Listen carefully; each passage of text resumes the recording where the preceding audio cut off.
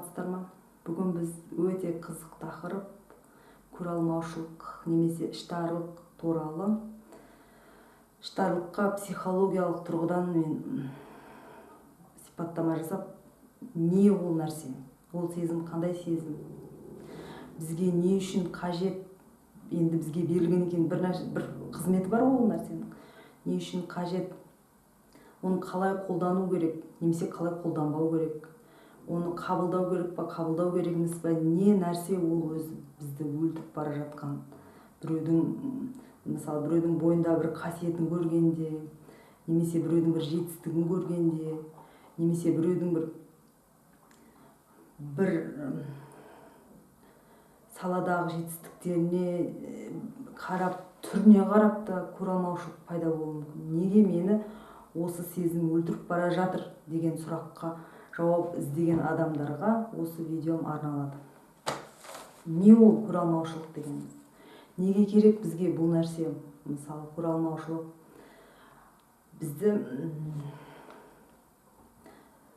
біздің барлық сыртқы мүшелерімізді қараңыз. Көзіміз көру үшін, мұрнымыз иіс сезу үшін, тіліміз дәм сезу үшін, аяғымыз қозғал, әрбір мүшеміз біздің бір қызметке арналған. Ал енді миымыз, интеллект үшін барлық нәрсе өз орны бар ғой. Ал енді біздің ішімізде, мен қазір бір метафорамен бір түсінікті ретінде айтайын, ішімізде бір компас болады. Компас деп, сезімдерді компас деп қарайық. Мысалы, мен бір жағдайға түстім, бір қуанышты хабар естідім, сол компас қуанышқа қарай бұрылады. Мысалы, кетіп бара жатып бір нәрсені жоғалттым, немесе бір ренжитін, бір өкінетін жағдайға түстім, сол компасымыз өкінішке қарай бұрылады. Осылай өкініш, қуаныш, реніш, қызғаныш, өкпе, ашу, ыза, осылай компас сияқты біздің ішіміздегі сезімдеріміз бен эмоцияларымыз біздің қандай жағдайға түскенімізді бізге білдіру үшін керекті біздің құралымыз ішіміздегі. Егер мен көралмаушылық менде жоқ, мен әулиемін деп өзін сондай маска тағып алған адамдар солай ішінен ойласа, сіз қателесесіз. Бірінші ол сезімнің қандай сезім екенін біліп алып, өзіңізге бақылау жасасаңыз, бақылау жасап жүрсеңіз, бір күндердің күнінде сізде сол сезімнің бар екеніне әбден көз жеткізе аласыз. Сондай менде көралмаушылық жоқ деп ойлаған адамдардың бірі мен, керемет жоқ емес, өте көп екен. Енді көралмаушылықтың қалай білуге болады? Өмірде мысал үшін мен бір мысалмен, өзімнің мысалымнан сіздерге айтып берейін. Көралмаушылық екіге бөлінеді: позитивті және негативті деп мен өзім ат қойдым, бірақ орыс тіліндегісі белая зависть, черная зависть та енді. Позитивті көралмаушылық, іштарлық, қазақша аттары. Позитивті көралмаушылық дегеніміз бірінші қалай пайда болады? Мен кетіп бара жатырмын, алдымнан бір адам шықты. Негізі әйелдерді, еркектер, ер адамдарды көре алмайды. Әркім өзінің жынысына, өзінің жас шамасына қарап адамдарды солай көре алмайды. Мен кетіп бара жатырмын, мен алдымнан бір қыз шықты, немесе әйел шықты. Мен соның бір қасиетіне қызықтым. Бірінші қызығушылықтан басталады көре алмау. Восхищение дейді ғой. Мен соған қызықтым. Тамсана қарадым соның бойындағы қасиетке. Немесе өзімнен мысал келтірейін. Ютубтан психологтардың мен каналдарын көрдім деймін. Қызықтым мен сөздеріне, қалай олар ашық айтып жатқандарына, өздерін еркін ұстағанына. Видеоға қарап тұрып сөйлеу оңай емес негізі. Жоқ адамға, жоқ жерде өзіңмен өзің сөйлескен. Солай сөйлескендеріне қалай деп тамсанып мен оларға қарадым. Психологтардың видео каналдарынан өзім көріп, керек нәрселерді көріп жүріп. Содан соң қызықтым. Менде бірінші қызығушылық, соларға тамсану пайда болды менде. Содан кейін мен істесем болады екен ғой осындай деген ой келді ішімнен. Бұл позитивті көралмаушылық. Болады екен ғой деген маған ой келді. Содан соң мен жоспар құрдым, не істеуге болады. видеокамера алайын, тақырыптар дайындайын, психологиядан қандай тақырып айтам, өзімді қалай жеткіздірем. Сол кезде мен отырып ішінен сұрадым, мен осы нәрсені істей аламын ба, мен осындай видео канал ашып өз ойымды ашық айта аламын ба, ашық айта алмаймын ба, менде ішімде комплекстер бар ма, қанша жыл психологтарға барғанымен, бізде адам ғой, бәр адамда комплекс болады, мен солай істей аламын ба, істей алмаймын ба деген сұрақтар шықты. Мен осындай видео канал ашып адамдарға ашық сөйлесуге лайықтымын ба, лайықсызбын ба деген сұрақтар шығып, ішімнен өзіммен өзім келісіп, не болса ол болсын, көрейік деп осылай аштым.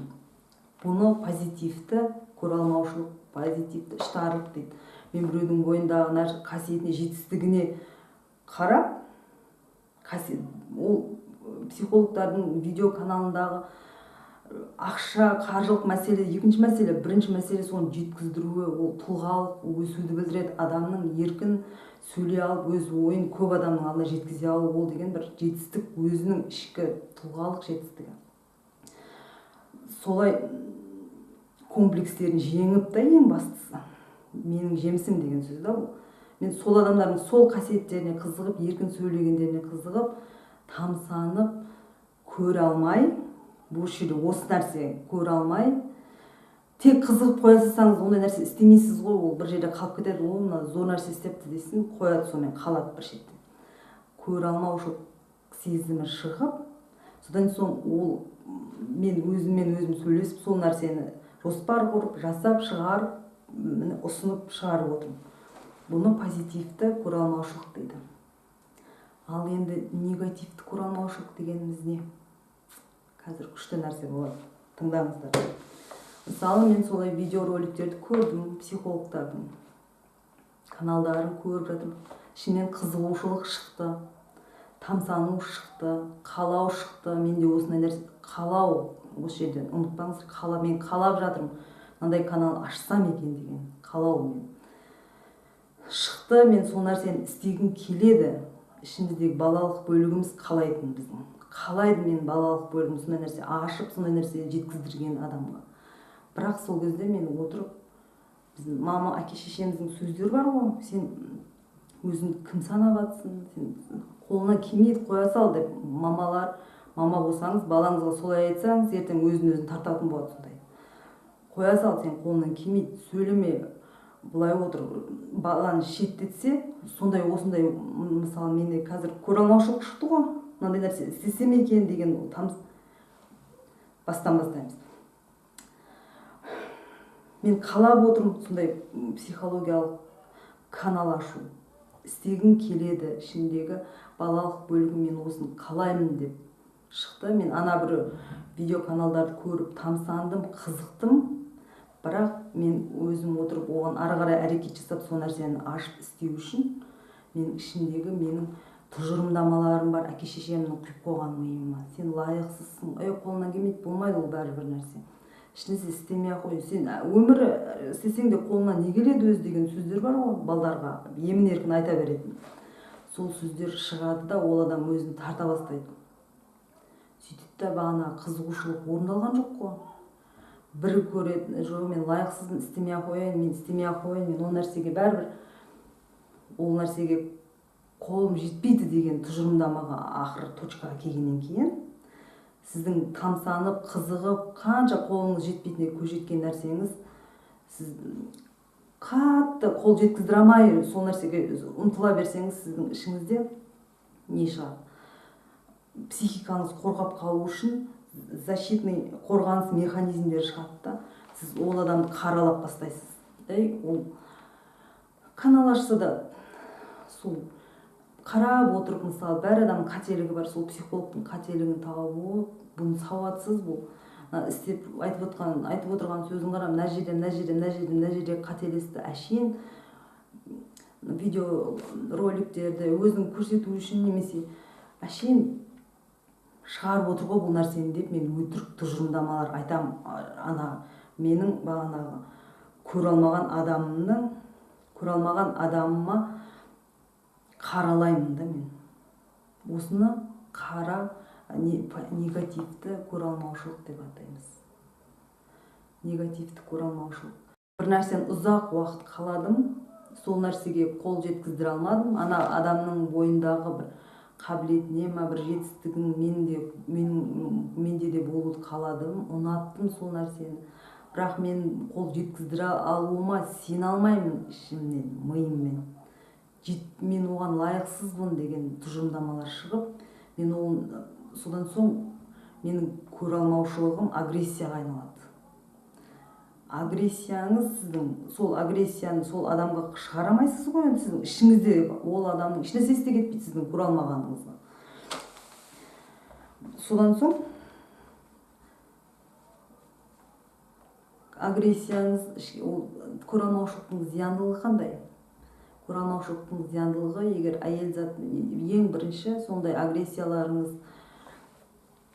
көп болса, сіз ерте қартаясыз. Организміңіздің әр жерінен аурулар шығады. Әр жерінен өзінен өзі организм қирай бастайды, денеңіздің. Сол үшін ол көре алмаушылыққа былай оңды-соңды қарауға болмайды деген сөз. Еркектер еркектерді көре алмайды, әйелдер әйелдерді көре алмайды. Сол көре алмаған адамдардың бойындағы қателіктерді, кемшіліктерді тауып айтып, өз-өзін жұбатады адамдар. Мысалы, Шаншардың бір несі бар, скетчі бар, бай досым деген. Соны қарасаңыз, сол жерде тура көре алмаушылықтың, қалай негативті көре алмаушылықтың үлгісін көресіз. Сол жерде айтады, мен бай досымның үйіне бардым, барлық нәрсесі бар, барлық нәрсесі бай, қолы жетеді, бірақ постоянно қорқынышта жүреді, мен қашан өлтіреді екен, қашан үйтеді екен, үрейде жүреді байлар деген. Ол өз-өзін алдау бағанағы адамның. Байлар сондай үрейде жүреді, олар қиыншылықта, байлық дегеннің жауапкершілігі, ол сол жетісіп жүр дейсің ба адамдар деген сөздің барлығы негативті көре алмаушылықтан шыққан адамдардың өзін қорғап қалу үшін біреуді қаралағаны, защитный механизм, қорғаныс, мидың психиканың қорғаныс механизмі. Солай өзіңізді жұбатасыз, жоқ, ешнәрсе қылмайды, Айсұлу, ол бәрібір жетісіп жүр дейсің ба? Сондай нәрсеге жетіссе де, ол мынандай кемшіліктері бар, сондай ғой деп біз өзімізді жұбатамыз. Соны қорғаныс механизмі деп атаймыз. Енді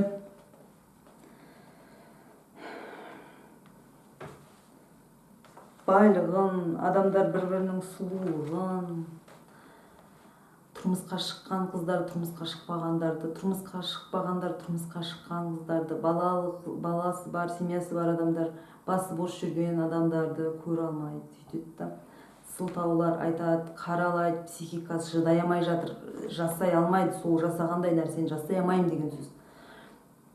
Қаралайды, ой, бейшара, бала-шағасы жоқ, немесе бала-шағасы бар қыздар, семьясы бар адамдар, ой, семьясы жоқ адамдар, ой, уақытын құр өткіздіріп. Сол сылтаудың барлығы негативті көре алмаушылықтың жемісі, бір сөзбен айтқанда. Егер көре алмаушылығыңыз тым көп болса, өзіңіздің ойыңшы дәрежесінен көп болса, психологқа барыңыз. Ол нәрсемен олай жүре беруге болмайды, ол жақсы сезім. Бәр сезім керек бізге, ол нәрсе сізді бір нәрсеге не үшін керек енді? Көре алмаушылық деген. Қараңыз енді. Өзіңізбен сіздің ішіңіздегі жаныңыздың сізге білдіріп жатқан мен мына нәрсені қалаймын деген ол сөзі. Біреудің бойындағы қасиетін көре алмай жатсыз ба, сіздің ішіңіздегі қалауыңыз ол. Мен мына нәрсені, осындай нәрсені қалаймын деген нәрсе. Егер сондай нәрсе болған кезде, не істеу керек, қараңыз.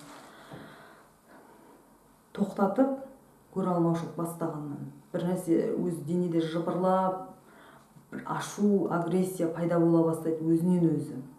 Ашуланып бастайсыз. Сол кезде тоқта, Айсұлу деген сияқты. Тоқтатып, не болып жатыр қазір менде? Мен ашық адам өз-өзіңізбен ашық сөйлесе алмасаңыз, өмір бойы қашып өтіп кетесіз солай. мен мына әйелдің немесе мына қыздың бойындағы мынандай жетістіктерін, мынандай қабілеттерін көре алмай жатырмын.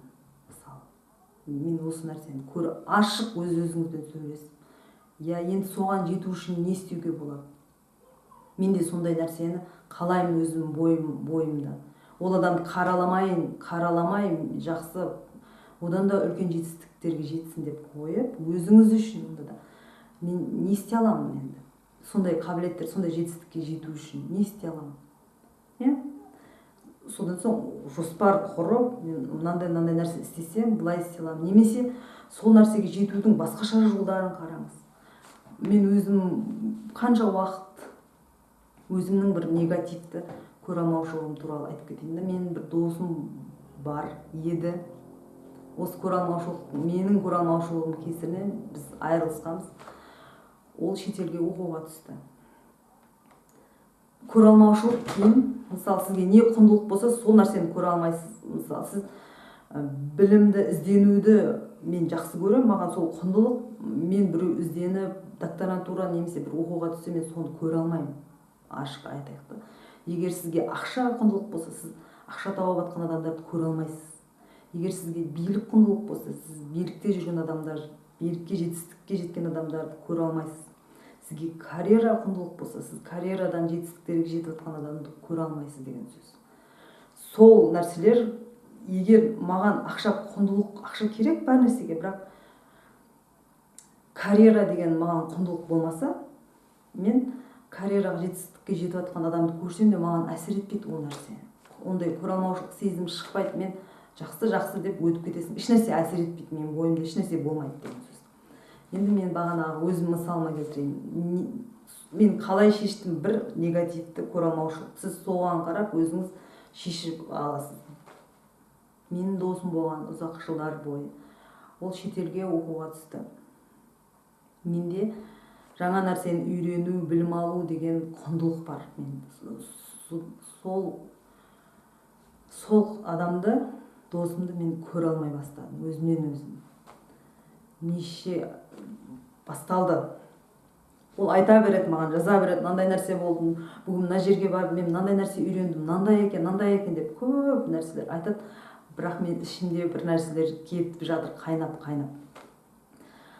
Содан соң жүрдік, бірақ мен былай сылтаулар тауып үздім. Енді өмір бойы ұзақ уақыт көре алмай жатсаңыз, ол адаммен араласпай қаласыз ақырында. Сөйтіп араны өзім бастап. Содан соң кетті ғой, енді көріп отырса күліп отқан шығар. Соны қалай шешуге болады? Қазір болғанда мен былай шешер едім. Тоқтатып, мен сондай жетістікке жеткенін көре алмай жатырмын. Өйткені мен шетелге барып оқи алмаймын. Өйткені мен ағылшын тілін білмеймін. Білсем де ол дәрежеде, сөйлесетіндей дәрежеде оған менің қабілетім жетпейді. Ол жақта ондай ағылшын тілінде білім алуға деген нәрсе ғой, менің көре алмаушылығымды қайнатып жатқан. Мойындау керек ең бірінші. Мен көре алмадым. Сондай маған құндылық білім алу, іздену деген. Ол зор мүмкіндіктері бар елдерге кетті білім алуға. Мен сол нәрсені көре алмай жатырмын. Неге көре алмай жатырмын? Мен істей аламын ба сондай нәрсеге? Қол жеткізе аламын? Жеткізе алмаймын. Өйткені мен олай шетелге ағылшын тілінде тілдік сөйлесу дәрежесінде білмеймін, жетік білмеймін. Ол жерде мен қабілетім жетпейді ол нәрсеге. Мойындау керек екіншіден. Үшіншіден, тағы не? Қалай шешуге болады енді осы нәрсені? Сол білімді, мен қай тілді білемін мысалы? Қазақстаннан да алуға болады. Қазір неше түрлі қашықтан оқыту жүйелері бар. Немесе ағылшын тілі курстарына барып, мен болмады қысқасы. Егер сізде болса, барып сол нәрсеге ұмтылу керек. Ол сіздің қалауыңызды орындауыңыз керек. Жаныңыздың қалауын, көре алмай жатқан нәрсеңізді орындауыңыз керек. Содан мүмкін Ресейге барып оқуға болатын шығар деген ой келеді. Ресейде де білім жақсы деп. Солай ашып бәр нәрсе, нені көре алмай жатырмын, бірінші өзіңіз мойындап, не істеуге болады сол нәрсеге жеткіздіруге. Екіншіден, мынандай ұзағынан жоспарлар қылып мынандай істеуге болады, мынандай істеуге болады, былай істесем болады, былай істесем болады деп, сол кезде сіздің ойыңыздан мамаңыз, әке шешеңіздің сен бәрібір қолың істей алмайсың, сен қоя сал деген сөздері шығады ғой құлағымыздан, біздің сыншыларымыз сол артқа тартатын. Сен ешкім емессің, қой отыр деген сөздері шығады. Сол кезде сол нәрсені естіп, бірақ ары қарай жылжып, егер қатты ол сыни сөздерге қарсы тұра алмасаңыз, психологқа барып сол нәрсені шешіп шығып кетсеңіз болады. Ұзақ уақыт көре алмаушылықпен жүруге болмайды. Іштарлық ол жаман сезім. Жаманды жақсы деп олай ажыратуға болмайды негізі. Бірақ ол теріс іштарлық, теріс көре алмаушылық, негативті көре алмаушылық сізді іштей өлтіреді. Сіздің организміңіз қирап, бетіңізге әжім түсіп бастайды, егер әйел затына керек қой ол нәрсе. Сондай нәрсе олай жүре беруге болмайды адам. Егер